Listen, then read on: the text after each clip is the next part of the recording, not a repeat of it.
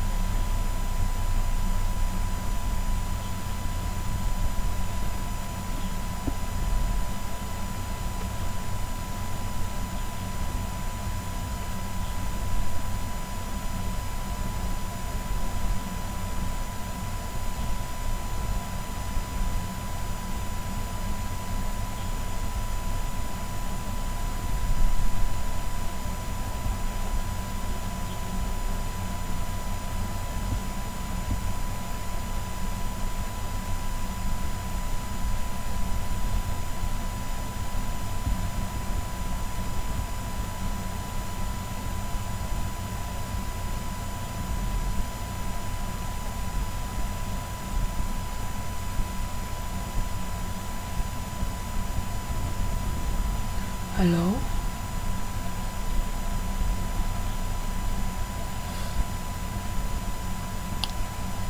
Halo, maaf nih koneksinya mati-mati.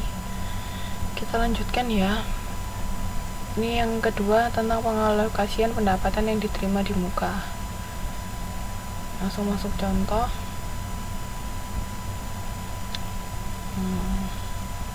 Nah, pada tanggal 1 Juni usaha angkutan kilat menerima pendapatan sewa yang diterima di muka untuk 6 bulan sebesar 600.000. Nah, jadi setiap bulannya berapa ini? Halo, dengar suara saya? Bisa dengar suara saya, Mbak-mbak?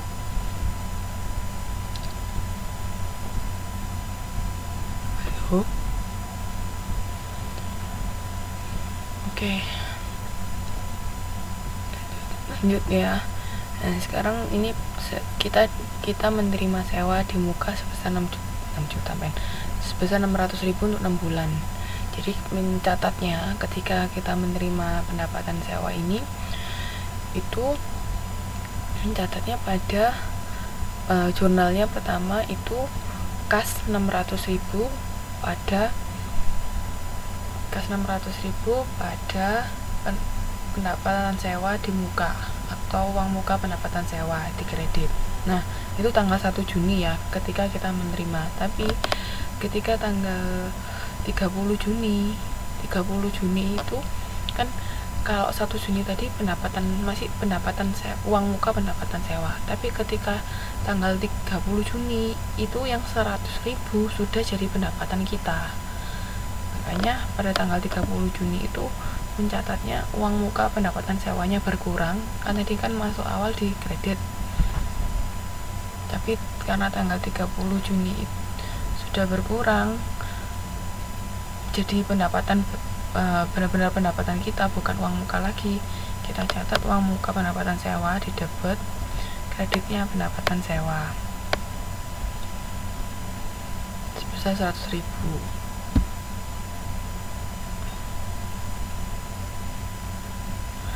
Oke, nah ini ya cara mencatatnya. Ini buku besarnya uang muka pendapatan sewa tanggal 1 kan 600.000 di kredit. Tapi setelah itu tanggal 30 Juni berkurang 100.000 karena sudah menjadi pendapatan kita lagi, bukan uang muka lagi. Nah, pada tanggal 30 Juni ini bukan 31. Pada tanggal 30 Juni penyesuaian pendapatan sewa kita 100.000. Jadi mencatatnya gitu. Sampai sini ada mau ditanyakan? Ini untuk pendapatan diterima di muka. Ini cuman kolom referensi aja, kayak nama akun biar memudahkan kita untuk mencatat, nggak perlu dipakai apa-apa kok Mbak. Oke, kita lanjut ya. Nah, ini pendapatan sewa sejumlah pendapatan sewa kan masuknya laporan laba rugi. Pokoknya ingat, semua pendapatan dan beban nantinya akan masuk laba rugi. Tapi selain pendapatan dan beban, mau itu uang muka pendapatan sewa, itu kan ada kata-kata pendapatan tapi depannya ada kata-kata uang muka, jadi nggak masuk laba rugi karena bukan pendapatan yang sesungguhnya, cuman uang muka. Itu uang muka pendapatan sewa masuknya ke neraca, bukan laba rugi. Paham transaksi kedua? Ada yang mau ditanyakan sampai sini? Dari transaksi 1 dan transaksi 2? Yang mau ditanyakan?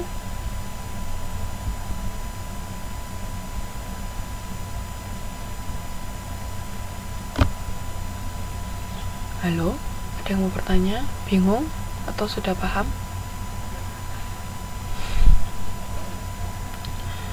Kalau nggak ada, kita lanjut ke transaksi yang jenis contoh yang ketiga, pengalokasian harga perolehan dari aktiva jangka panjang.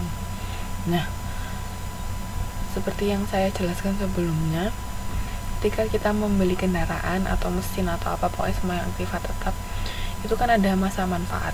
Maksudnya kayak misalnya kendaraan itu bisa kita pakai dengan baik hanya dalam jangka waktu misalnya 5 tahun.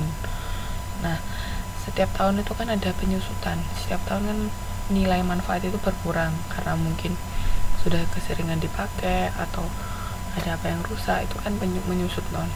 Nah, cara menghitung penyusutan per bulan itu caranya harga pokok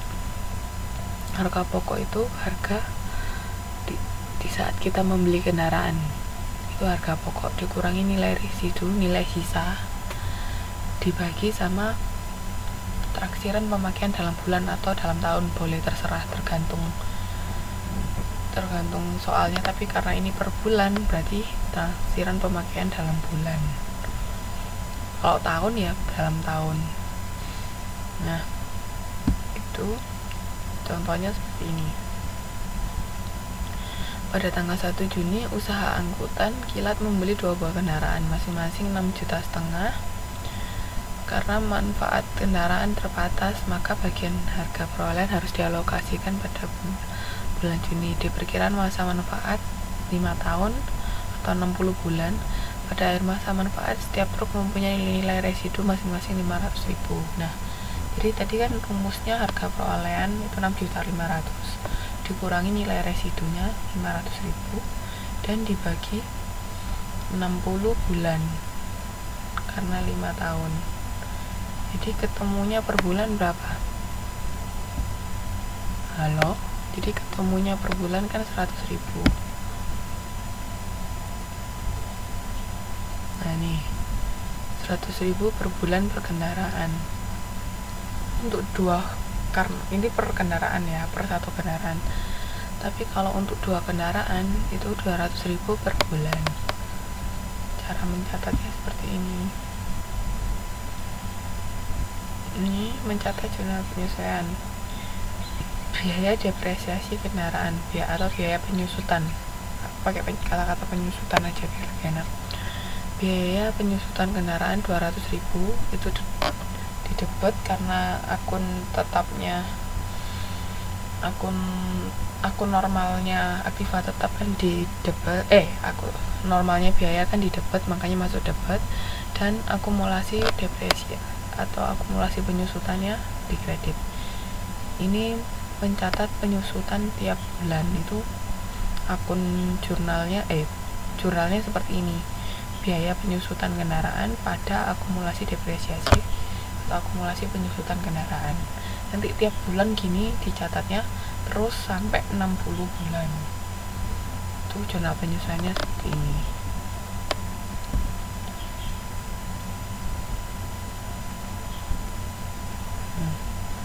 Ada yang mau ditanyakan?